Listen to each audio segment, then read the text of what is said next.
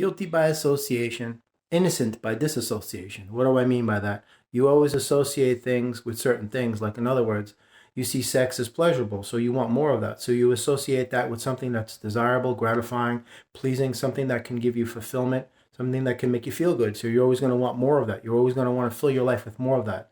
Then you have things that you associate with being unpleasant, like not having money, broke, struggling, suffering, those types of things. So you don't want that. So you're going to do everything you can to disassociate from that and keep that out of your life. Well, you have to do the same thing with change. Not only the word, but actually the event, the process of change. Associate it with the greatest things in the world that are pleasurable, desirable, things that you want. Because without change, nothing happens, nothing moves, nothing grows.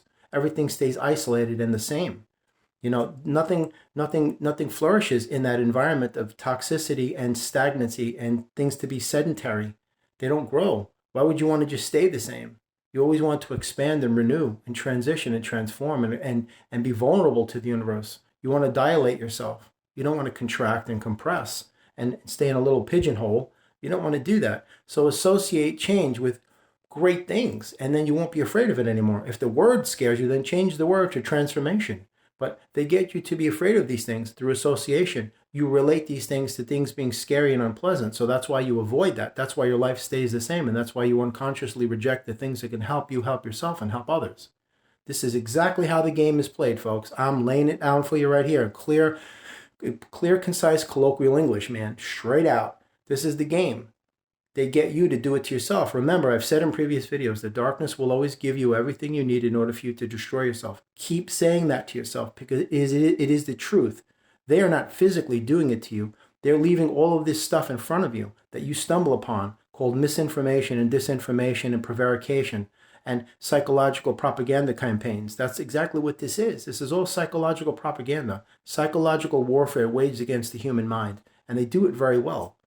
So you have to understand, they give you this information called knowledge, schools, libraries. It's all lies. History, television, it's all a bunch of garbage.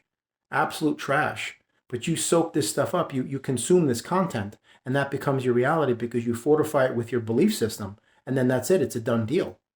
So therefore, you associate sex with something you want, and you associate poverty with something you don't want. You associate change with something being frightening and scary. Oh, I don't want that. Well, that's why things don't change in your life. You have to associate these things with pleasurable things that can bring you elements of energies that you've never experienced before.